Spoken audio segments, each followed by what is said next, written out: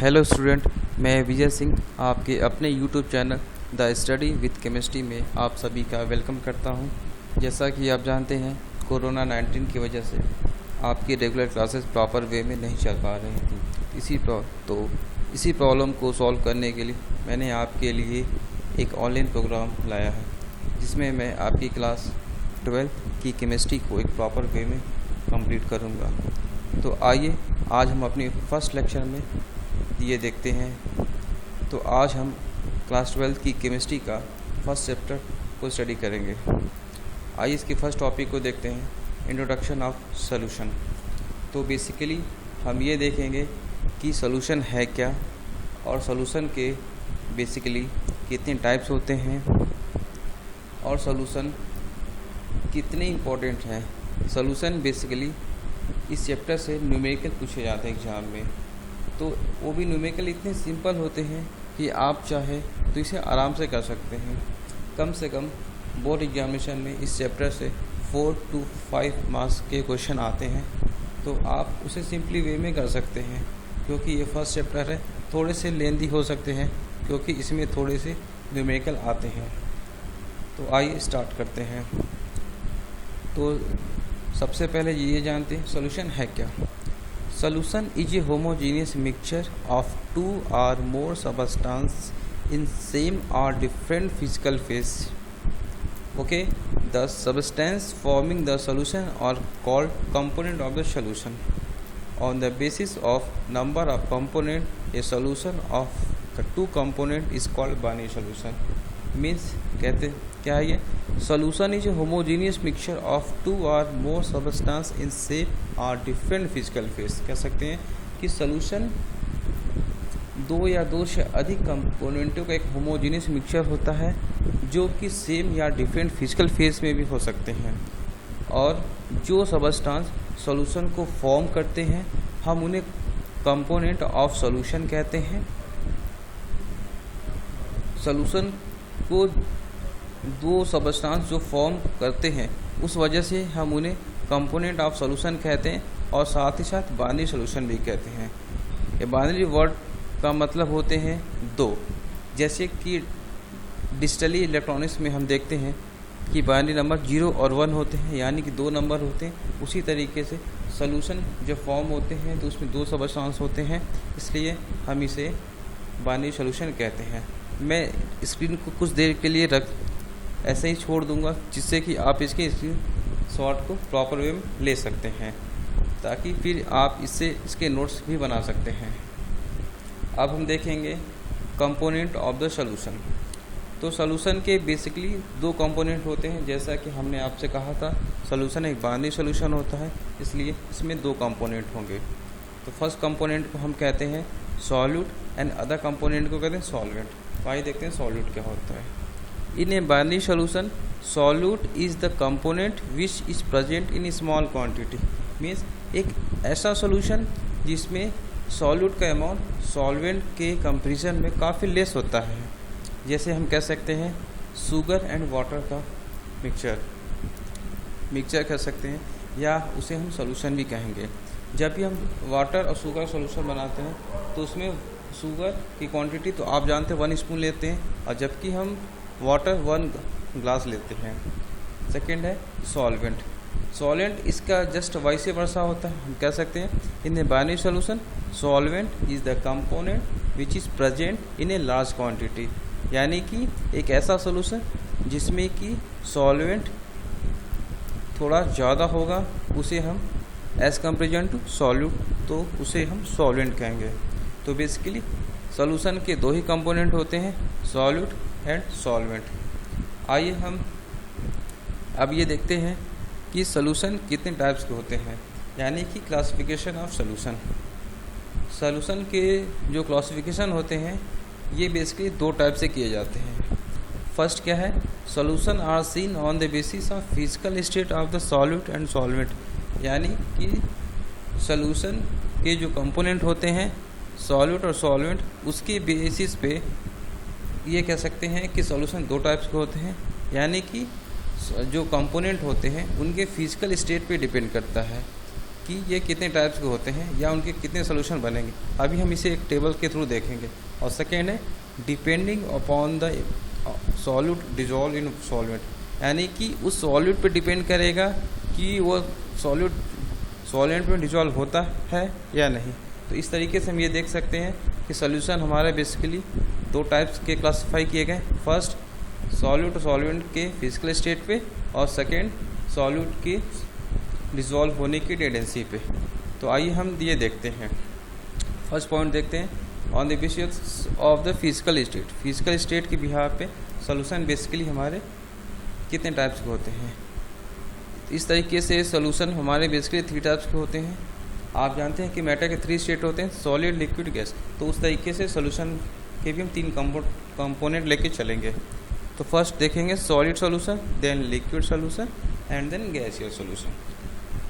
एक यहाँ कैसे सोचने वाली ये बात ये है कि अगर हमने कॉलम जो बनाया सॉल्यूट सॉल्वेंट एग्जाम्पल उसे कंसिडर करेंगे। अगर मान लेते हैं कि अगर सॉल्वेंट हमारा जिस फिजिकल नेचर का होगा सोल्यूशन भी उसी फिजिकल नेचर का बनेगा। यानी कि हम फर्स्ट हाफ में देखेंगे कि सॉलिड सोल्यूशन यानी कि ऐसा सोल्यूशन जिसमें सॉल्वेंट हमारा सॉलिड होना चाहिए, तो वो सॉलिड सोल्यूशन एग्जाम्पल होगा। और इसके बेस्ट एग्जाम्पल क्या जाते हैं एलॉय। एलॉय को तो आप सभी जानते हैं। सेकेंड है हमारे लिक्विड और सॉलिड का सोल्यूशन। इसके एग्जाम्पल आते हैं hydrated salt and amalgam of mercury with sodium. Then gas solid के एग्जाम्पल आते हैं डिजॉल्व गैस इन मिनरल। इस तरीके से हम देखते हैं लिक्विड सोल्यूशन के एग्जाम्पल आते हैं। यानी कि लिक्विड सोल्यूशन कहने का सेंस ये है कि इसमें जो सॉल्वेंट कंपोनेंट होगा वो लिक्विड होगा। या इसके देखिए कैसे एग्जाम्पल हैं इसके। सॉलिड लिक्विड के एग्जाम्पल सॉल्ट शुगर सोल्यूशन हो गया। लिक्विड के सोल्यूशन होंगे अल्कोहल इन वाटर। गैस और लिक्विड के सोल्यूशन होंगे aerated drink water and oxygen. और गैसीय सोल्यूशन के एग्जाम्पल होते हैं हमारे basically iodine vapour in air. अब हम देखेंगे कि सॉल्यूट के डिपेंडेंसी की वजह से सोल्यूशन कितने टाइप्स के होते हैं। तो इस तरीके से सोल्यूशन बेसिकली हमारे 3 टाइप्स के होते हैं। फर्स्ट को कहते हैं unsaturated solution, second saturated solution and third super saturated solution. ये तीनों टर्म काफ़ी ही कंफ्यूजिंग वर्ड है, इसलिए इनके डिफिनीशन को हम ठीक से क्लियर करेंगे और इनके डिफ्रेंशिएट को बिल्कुल क्लियर करेंगे, नहीं तो काफ़ी कन्फ्यूजन होता है। आइए देखते हैं फर्स्ट अनसैचुरेटेड सोल्यूशन। तो देखते हैं क्या, ए solution in which more solute can be dissolve without raising the temperature is called unsaturated solution. ठीक, यानी इसके कहने का मतलब क्या है कि एक ऐसा सोल्यूशन जो बिना टेम्परेचर रेज किए हुए और सॉल्यूट को डिसॉल्व नहीं कर सकता। यानी कि सपोज करें कि हमने एक ऐसा सोल्यूशन फॉर्म किया जिसमें कि सॉल्यूट को सॉल्वेंट में डिसॉल्व कर दिया, ठीक, लेकिन मुझे उसमें कुछ एडिशनल और सॉल्यूट को मिक्स करना है, तो बिना टेम्परेचर रीच किए हुए वह सॉल्यूट उसमें डिसॉल्व नहीं हो सकता। तो ऐसे सोल्यूशन को हम कहते हैं अनसैचुरेटेड सोल्यूशन। ठीक, क्लियर, ओके। तो अब देखते हैं सैचुरेटेड सोल्यूशन क्या होते हैं। A solution in which no solute can be dissolve for at a given temperature is called saturated solution. Means यानी कि एक ऐसा सोल्यूशन जिसमें कि अगर जैसे कि हम एक एग्जाम्पल कंसिडर करते हैं, जैसे कि हमने एक सोल्यूशन फॉर्म किया, ठीक, अगर उसमें हमें थोड़ा और सॉल्यूट को मिक्स करना हुआ तो हमें उसके लिए टेम्परेचर कांस्टेंट रखना पड़ेगा। यानी कि कह सकते हैं कि a solution which no solute can be dissolve for that a given temperature. यानी कि सपोज कि हमने एक सोल्यूशन बना लिया, ठीक, और उसमें हमें और सॉल्यूट को मिलाना है, तो उस कांस्टेंट टेम्परेचर पे उस और सॉल्यूट को नहीं मिला सकते। यानी कि एक बार में जितना सोल्यूशन बनना था वो बन गया, फिर उसके बाद सोल्यूशन फॉर्म नहीं होगा। तो ऐसे सोल्यूशन को हम बोलेंगे सैचुरेटेड सोल्यूशन। ठीक, नेक्स्ट हमारा सुपर सैचुरेटेड सोल्यूशन। इसका मतलब है ए solution which contain more solute that would be necessary to saturate it at given temperature is called super saturated solution। इसका मतलब है solution which contain more solute that would be necessary। यानी कि जब भी कोई हम सोल्यूशन फॉर्म करते हैं कि उसमें जब हम किसी कांस्टेंट टेम्परेचर पे और सॉल्यूट मिक्स नहीं हो सकता, तो जो टेम्परेचर रीच करते हैं उसके बाद जो सोल्यूशन फॉर्म होता है यानी एक्सेस, तो उसे हम कहते हैं सुपर सैचुरेटेड सोल्यूशन। तो आप इसके स्क्रीनशॉट को देख सकते हैं। अब हम नेक्स्ट पॉइंट को देखेंगे, सॉल्युबिलिटी। तो सॉल्युबिलिटी बहुत ही एक इम्पॉर्टेंट टर्म है, इससे काफ़ी न्यूमेरिकल पूछे जाते हैं और एक से शॉर्ट क्वेश्चन भी आते हैं। तो आइए हम ये देखते हैं सॉल्युबिलिटी होती क्या है। तो देखेंगे, the maximum amount of solute that can be dissolve in a given amount of solvent, generally 100 gram में कंसिडर करेंगे at a given temperature is term as its solubility at that temperature. Means कि एक solute का वह amount जो कि एक given temperature पे उसके 100 ग्राम सोल्यूशन में डिसॉल्व हो जाए, वह उसकी सॉल्युबिलिटी कहलाती है। यानी कि 100 ग्राम सॉल्वेंट में सॉल्यूट का वह जो कितना maximum part at given temperature पे सॉल्युबल हो जाए, वह उसकी सॉल्युबिलिटी होगी। सॉल्युबिलिटी के ऐसे कई फैक्टर हैं जिस पे कि सॉल्युबिलिटी उस पर अफेक्ट करती है। सॉल्युबिलिटी के मेनली 4 फैक्टर लिए जाते हैं। यानी कि फर्स्ट क्या है, नेचर ऑफ सॉल्यूट, यानी सॉल्यूट के नेचर पे सॉल्युबिलिटी डिपेंड करेगी। नेचर ऑफ सॉल्वेंट, सॉल्वेंट के नेचर पे भी डिपेंड करेगी। थर्ड है टेम्परेचर एंड फोर्थ है प्रेशर। इस तरीके से हम सॉल्युबिलिटी को कंसिडर करते हैं। आप इसके स्क्रीनशॉट भी ले सकते हैं। मैं कुछ देर के लिए वीडियो को रोक देता हूँ। अब हम देखेंगे हेनरी लॉ। हेनरी लॉ है बेसिकली किसी गैस को लिक्विड में डिसॉल्व कराने की टेंडेंसी को ही चेक करते हैं। यानी कि किसी गैस को लिक्विड में हम जब सॉल्युबिलिटी करेंगे तो उसे चेक करेंगे कितना ये सॉल्युबल हो सकता है या नहीं। तो हेनरी लॉ ने एक प्रिंसिपल दिया था कि कोई भी गैस किसी लिक्विड में कैसे डिसॉल्व होती है। The most commonly use for Henry law state the partial pressure of the gas in vapour phase is proportional to the mole fraction of the gas in the solution and is expressed as P equal KH into x. तो उन्होंने ये कहा था कि कोई भी gas होगा वह कैसे डिसॉल्व होगा, यानी कि the partial vapour pressure of the gas in vapour phase. ठीक, यानी कि किसी गैस का जो पार्शियल वेपर प्रेशर होगा in vapour phase is directly proportional to the mole fraction of the gas.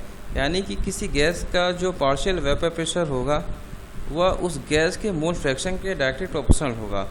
तो partial vapour pressure is directly proportional to x. तो proportionality के साथ एक कांस्टेंट लगाते हैं, तो KH आता है। KH को बोलते हैं हेनरी कांस्टेंट। तो फिर यहाँ हम ये लिखेंगे the KH the greater the value of KH higher the solubility of the gas.